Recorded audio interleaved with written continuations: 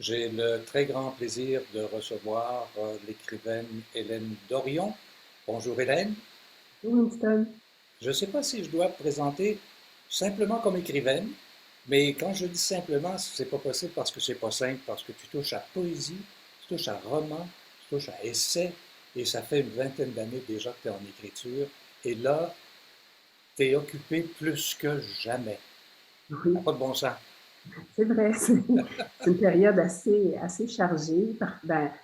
Comme tu le dis, effectivement, j'écris dans plusieurs genres littéraires. Je travaille aussi en musique, donc j'ai différents projets. Je fais aussi des fois je participe à des spectacles, tout ça. Donc, quand tout converge, ça fait des périodes parfois un petit peu plus occupées. Mais ce qui est bien aussi, parce que toute ma vie est organisée en fonction de la création, de l'écriture, c'est ça ma vie, en fait. Donc, J'aimerais dans un premier temps, parce qu'on va parler un peu plus tard, dans quelques jours, d'un autre de tes projets autour de ma puriture sonore, mais j'aimerais aujourd'hui qu'on concentre davantage sur la plus récente des parutions, Mes forêts, et j'aimerais aussi qu'on parle de Pas même le bruit d'un fleuve, ton roman que tu as publié, qui m'a permis de bien passer à travers la pandémie d'ailleurs, ah, ce roman, et il vient d'être publié à Paris, oui, en l'édition France. française. Tout à fait. Oui, la semaine dernière, en fait, il est sorti aux éditions Le Mot et le Reste. Et donc, je suis en train de recevoir les premiers échos de leur lecture là-bas, ce qui est toujours très excitant, hein, quand un livre a une belle vie comme celle qu'il a eue ici au Québec, et par en 2020, en plein cœur de la pandémie, effectivement. Et ensuite, ben, sa vie continue ailleurs. Il va être traduit en serbe, publié là-bas, et aussi ici chez Bookhug, traduit par Jonathan Kaplanski et par Liliana Matic en Serbie. Donc, quand un livre comme ça traverse les frontières, traverse la frontière de la langue, bien sûr, ben, c'est quand même un grand privilège, un grand cadeau aussi comme écrivaine, de pouvoir rejoindre un lectorat autre que celui auquel on le destinait au départ. Je te regarde dans ton environnement, il y a la nature autour, et ça rejoint évidemment ta dernière parution, Mes forêts, qui est une ode d'une certaine façon, une ode à ça, à la nature, aux arbres, à l'amour de tout ça. T'es Absolument. contente de la réception de Mes forêts? Ah oui, très heureuse, vraiment très heureuse. J'ai l'impression que la vie que connaît pas même le bruit d'un fleuve, il y a quand même la poésie est quand même présente dans mon roman. Les personnages, Anna, Simone, Antoine, ont la poésie dans leur vie. Et ça, pour moi, parce que c'est très, très important. Je pense qu'on n'est pas que des êtres de fonction, de tâches, d'accumulation de gestes et d'événements. On est aussi des êtres poétiques. Et parfois, les gens ont peur d'aller vers la poésie parce qu'ils pensent que c'est juste, disons, en guillemets, un genre littéraire. Mais ce n'est pas que ça. C'est aussi un lieu intérieur que la poésie permet de rejoindre. Elle s'adresse à quelque chose à l'intérieur de nous qu'elle seule peut rejoindre.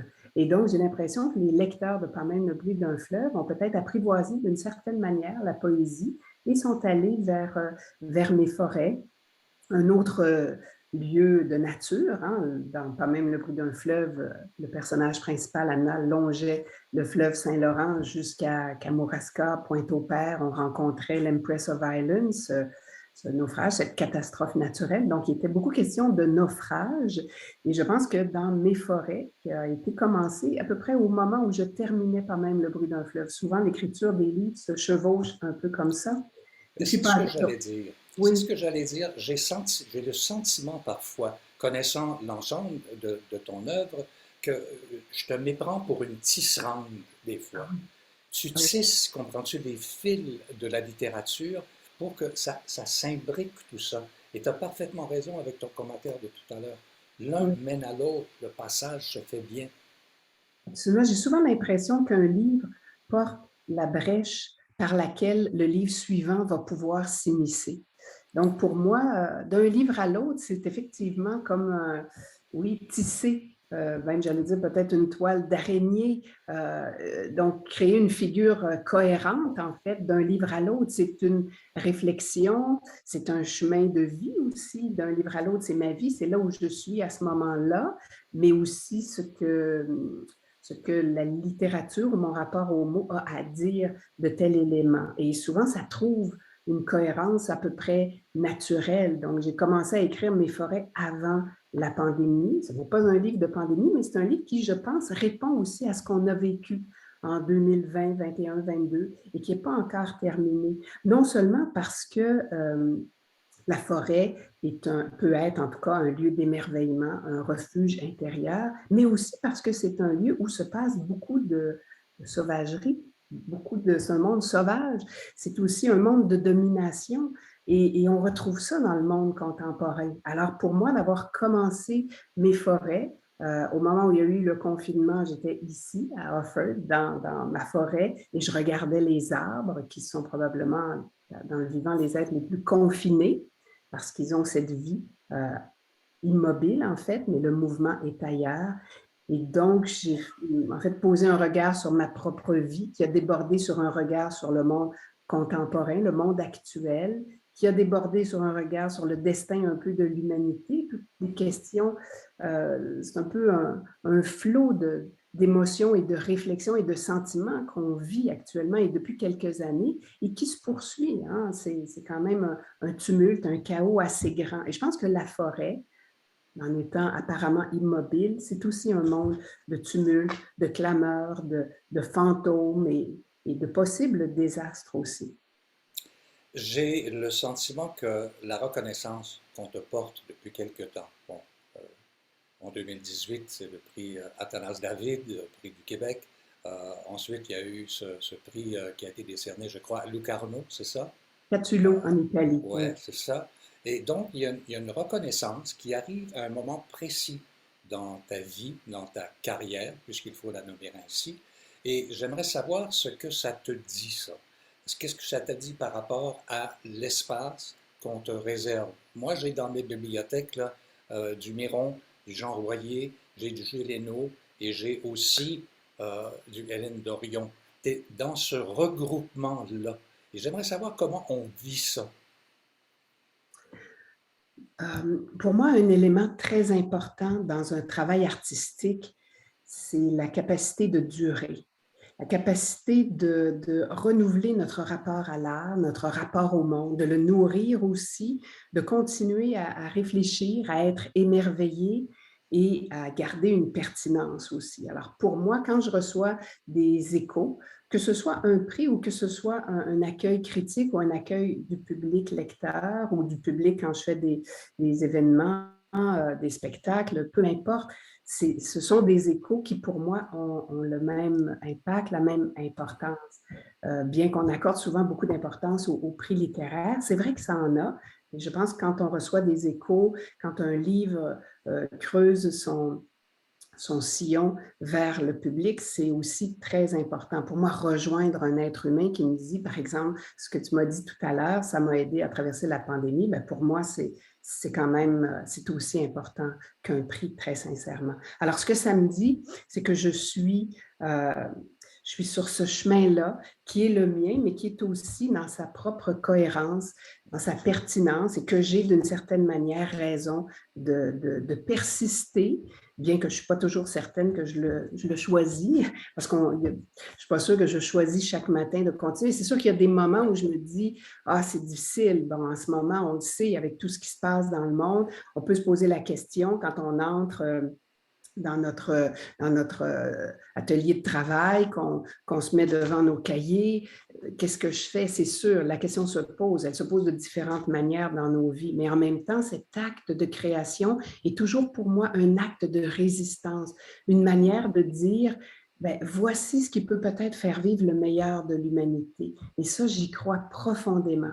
Alors, les échos qui viennent, la reconnaissance, ça me dit, ben, tu as peut-être raison d'y croire, tu as raison d'y croire, parce qu'il y a toujours beaucoup de doutes dans un chemin artistique. Et ça, ben, ça vient faire la balance du côté de la certitude. Quand ça penche trop du côté du doute, ben, c'est ces Mais, reconnaissances-là. mais ce qui aide probablement aussi, c'est que tu es un être de communion, c'est-à-dire que tu fais communier les différentes formes d'art, les différentes disciplines d'art ensemble. Tu as une passion pour la musique, tu as une passion pour les arts visuels, tu as une passion. Et cette passion-là, tu la fais communiquer les unes avec les autres. Et la musique est très présente dans ton cheminement, si on veut. Je me rappelle Constantinople, entre autres. Oui, absolument. Une collaboration extraordinaire pour moi avec l'ensemble Constantinople, aussi avec les Violons du Roi, quand on a fait un concert littéraire. C'est toujours en même temps, c'est des espaces aussi, j'allais dire, de risque d'une certaine manière, de lire avec la musique classique, comme je l'ai fait avec les Violons du Roi, et non pas simplement intercaler. Donc, c'est des zones aussi d'expérimentation de ce que peut l'art, que peut que peuvent les mots avec les arts visuels, que peut la musique. On parlera d'opéra prochainement, c'est la même chose. Pour moi, cette rencontre artistique de plusieurs disciplines, c'est vrai qu'elle est fondamentale. J'ai fait un livre, Le temps du paysage, où il y avait des photographies avec des textes. C'est ma manière d'expérimenter, en fait, de plonger dans l'art, de questionner les disciplines et de voir où elles peuvent aller avec ce qui est quand même le fondement pour moi, les mots, l'écriture, puisque je suis d'abord et avant tout écrivaine. Mais c'est vrai que la musique est là de toute façon. Quand j'écris, moi, j'entends toujours la musique des mots. J'adore la musique des mots. Je pense que la musique des mots a autant à dire que le sens, c'est-à-dire ce qu'on en connaît déjà. J'aimerais te donner rendez-vous, Hélène, parce que Yourcenar est entré dans ta vie il y a très longtemps, mais Oui, avec la rencontre Marie-Claire Blais et un projet qui dormait depuis un certain temps va prendre vie. Donc, je te donne rendez-vous pour qu'on puisse parler de cet opéra qui est en un works in progress, si on veut, jusqu'à maintenant. oui, oui. Et en attendant, j'invite les gens à aller faire un tour à la librairie, se chercher Mes forêts. Et aussi, le roman qu'il ne faut pas oublier, c'est ce superbe roman, Pas même le bruit d'un fleuve, qui est en même temps une saga poétique extrêmement agréable à lire. Merci beaucoup, Hélène Dorion, et à très bientôt. Merci, Winston. À très bientôt. Au revoir.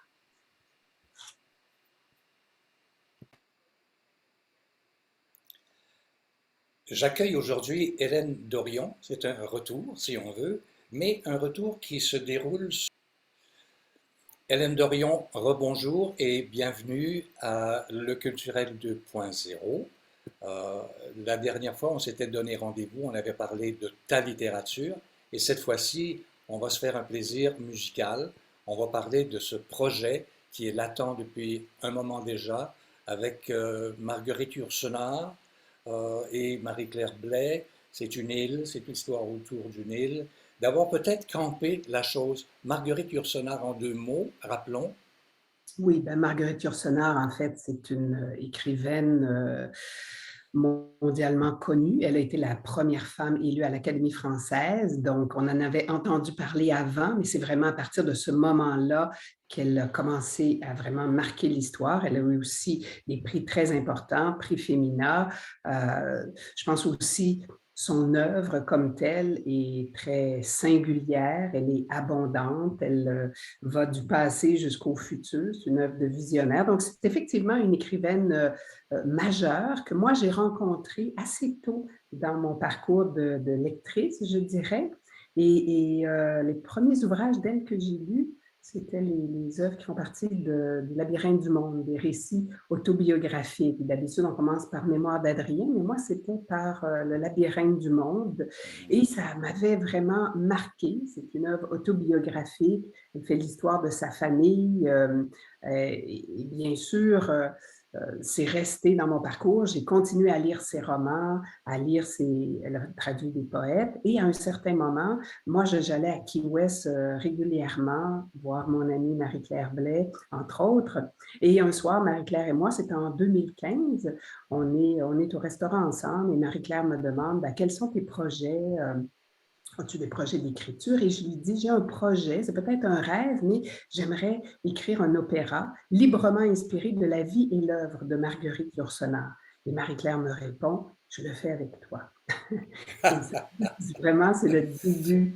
Oui, c'est vraiment le début du projet. Et à partir de là, donc on est en 2015, on s'est partagé les lectures. Marie-Claire a choisi quel livre elle voulait relire. J'ai fait la même chose.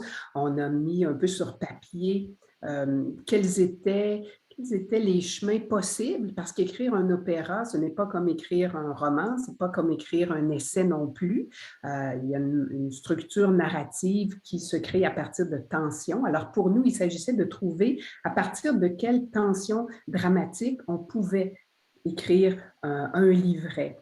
Et bien sûr, ben, Yourcenar, c'est presque j'allais dire le personnage, mais c'est l'être parfait de contradiction qui reste irrésolu.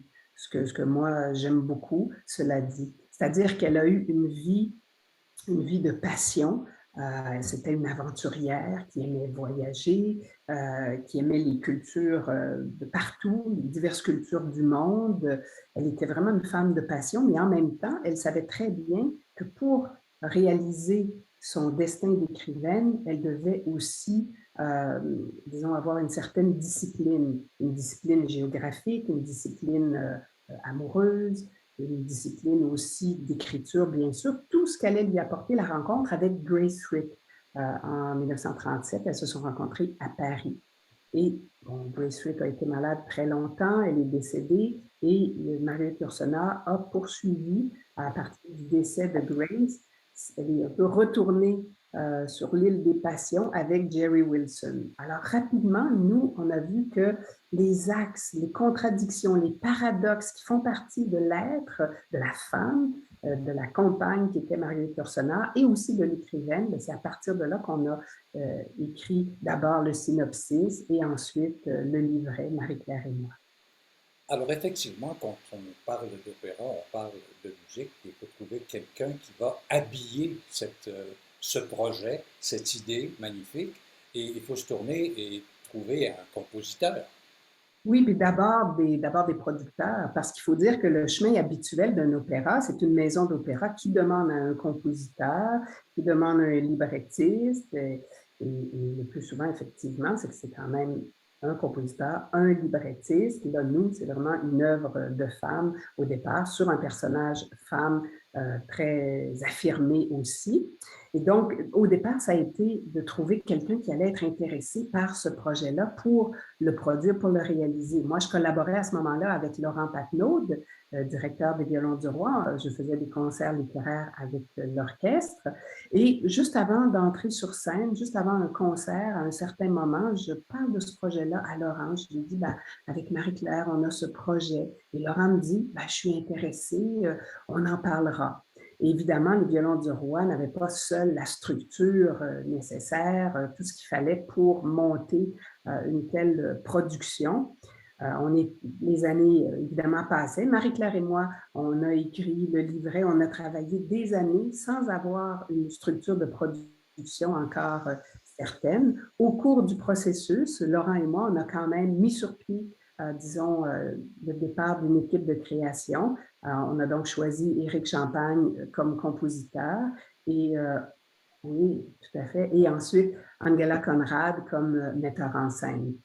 Donc là aussi, on avait déjà formé la base de l'équipe de création au moment où un partenariat de coproduction a pu se former suite aux démarches de Laurent Patnaud auprès du Festival d'Opéra de Québec, de l'Opéra de Québec et de l'Opéra de Montréal. Alors finalement, c'est un partenariat de coproduction entre les trois compagnies qui a décidé de coproduire donc notre opéra. Alors, ça mériterait presque d'être mis sur pellicule, ce que vous racontez là, parce que ça ressemble beaucoup à un scénario de film, et on parle d'opéra, mais ça fonctionne de toute façon. Un acte de création, c'est complexe, on le sait, et ça prend le temps que ça prend. Mais Hélène, de vous retrouver dans le rôle de librettiste, Mm. c'est un exercice en soi. C'est pas tout à fait. Ça ressemble un peu à de la poésie, ça Mm. ressemble un peu à un synopsis. Euh, on prend ça Absolument. par quel bout? Oui, c'est très juste ce que vous dites, Winston. Effectivement. Et je pense que là-dessus, d'avoir écrit à quatre mains avec Marie-Claire, c'est comme si on avait mis toutes nos compétences, toutes nos complémentarités en même temps ensemble. Alors, la dimension, disons, narrative, l'histoire, l'imagination, parce qu'on doit dire, c'est librement inspiré de la vie et l'œuvre de Marguerite Yourcenar, donc tout est vrai, mais tout est inventé. C'est une œuvre de fiction, ce n'est pas une biographie. On ne pourra pas dire, ah, mais ils sont pas allés sur un bateau, ils n'ont pas fait ça. Tout est inventé, mais tout est vrai en ce sens-là. Donc, on a écrit à quatre mains. Donc, il s'agissait pour nous, bon, l'écriture musicale, c'est quand même quelque chose que j'ai pratiqué. J'ai déjà écrit pour la musique, écrit pour des compositeurs, même écrit une pièce. À ce moment-là, c'était avec l'Atelier lyrique de l'Opéra de Montréal. Réécrire les paroles d'un air célèbre. Et pour moi, la musique fait partie de l'écriture. Alors, il y avait cette dimension. J'entendais déjà le texte être chanté. D'ailleurs, quand Éric Champagne a commencé son travail de composition, très rapidement, il nous a dit, ah ben, je sens déjà, il y a déjà un rythme dans le livret, dans l'écriture. Et donc, Marie-Claire et moi, ça a été un travail de manière très fluide. À la fois, j'étais là-bas avec elle à Key West, on a travaillé par FaceTime, on a avancé tout ça et on a trouvé une écriture qui, je dirais, est bien sûr opératique, donc il y a la tension narrative de l'opéra, bien que ce soit des tensions intérieures. Hein, c'est pas, on a une vie réelle devant nous, elle n'a pas été assassinée, il n'y a pas eu de grand drame de la sorte, ce qu'on voit, disons, très souvent à l'opéra. Donc, les tensions sont intérieures, c'est quand même assez sobre plutôt que très spectaculaire. C'est dans l'émotion, c'est dans la sensation, beaucoup. Et on a avancé cette écriture vraiment en entendant déjà, en sachant déjà que ça allait être chanté avec les forces de Marie-Claire et les miennes. Je pense qu'on avait déjà expérimenté, puis là, c'est arrivé à ce point-là. Vous aviez une acquaintance musicale, ce qui était peut-être un avantage en ce qui te Oui, concerne, Hélène, parce oui, que Marie-Claire n'avait pas la même acquaintance avec la musique. Donc, il a fallu vous arrimer, il a fallu, bon, travailler à quatre mains, je veux bien, mais en même temps, chacune avec vos forces, si je comprends bien. tout à fait. Il Tout à fait. fallait également trouver une chef d'orchestre, des femmes qui allaient meubler cet univers, qui allaient fournir cet univers-là.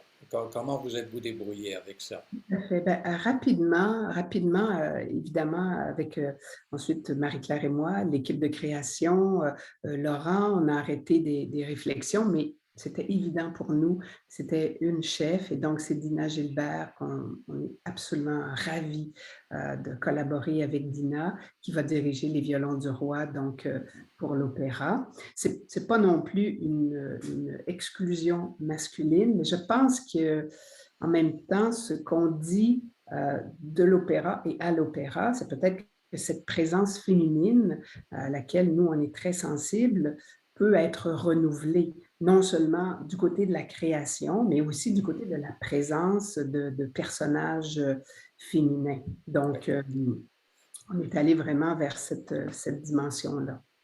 Et les perspectives, Hélène, ressemblent à quoi? Est-ce qu'on a des dates? Est-ce qu'on a des moments précis? Est-ce que c'est la Oui, rentrée à l'automne? tout Ça à fait. fonctionne comment? Oui, en fait, disons, c'est la création mondiale. La toute première va avoir lieu le 28 juillet à Québec dans le cadre du Festival d'opéra de Québec. Il y aura donc une première représentation. C'est deux représentations à Québec, les 28 et 30 juillet, et ensuite deux représentations à Montréal, les 4 et 6 août, à Québec au Palais Montcalm, à Montréal à la salle Pierre-Mercure. Donc, et voilà, on espère évidemment que par la suite, l'opéra Ah, prendra un certain envol, peut-être en France, peut-être aux États-Unis. Enfin, Marguerite Yourcenar, comme tu le connu soulignes, partout. ben, enfin, on l'espère, bien Voilà. sûr. Je pense que c'est pas juste sur Marguerite Yourcenar, il faut le dire, c'est aussi un être qui était avant-gardiste, c'est aussi une écologiste, une pacifiste, quelqu'un qui a lutté contre les injustices raciales, sociales, qui a milité pour l'écologie, et ce qu'elle a à nous dire du monde actuel est encore tout à fait pertinent. Yourcenar, par exemple, a prononcé une conférence sur l'écologie à Québec en 87. Quand on la lit aujourd'hui, on se dit, ben, elle pourrait lire ça aujourd'hui, c'est encore la même chose. Pas que l'histoire avance pas, mais je pense que c'était aussi une visionnaire. C'est aussi une femme créatrice, une femme artiste qui a eu une vie à la fois sur une île, donc avec Grace Frick, une vie de stabilité, mais aussi dans les passions amoureuses, artistiques, donc avec beaucoup de vagues intérieures, donc un être contrasté. Et je pense que ça, en dehors du fait que ce soit Marguerite Yourcenar, même quand on ne connaît pas son œuvre, je pense qu'on peut tout à fait apprécier cet opéra et s'identifier aussi à cette femme, à ce personnage qui a dit un jour à tous les membres de l'Académie française, ben, écoutez, je veux bien être élu, mais je ne viendrai à aucune de vos réunions. Je ne porterai pas d'épée, je ne m'occuperai pas de tous ces apparats. Nous sommes d'humbles mortels penchés sur une page blanche. Et On c'est aime ça. admirable. C'était une façon d'être féministe qui était aussi tout à fait singulière, différente et Et qui a quelque chose contemporaine, à nous dire. Oui, évidemment. tout à fait contemporaine, absolument. Hélène Dorion, merci pour ta générosité. Merci de partager la beauté du monde avec nous par le biais de tes écrits, par le biais de ta création. Et là-dessus, on se donne rendez-vous à Québec au Festival d'Opéra. Et je vous dis en attendant le bout de Cambronne pour la suite des choses. Je sais que vous partez en voyage bientôt, vous faites une tournée. On va Oui, c'est terminer ça. là-dessus. Oui, je vais présenter mon roman Pamela le bruit d'un fleuve et Mes forêts, mon livre de poèmes en France fin mai jusqu'à fin juin. Voilà. Génial. Merci beaucoup, Hélène Dorion. Merci Winston, merci beaucoup. Au plaisir.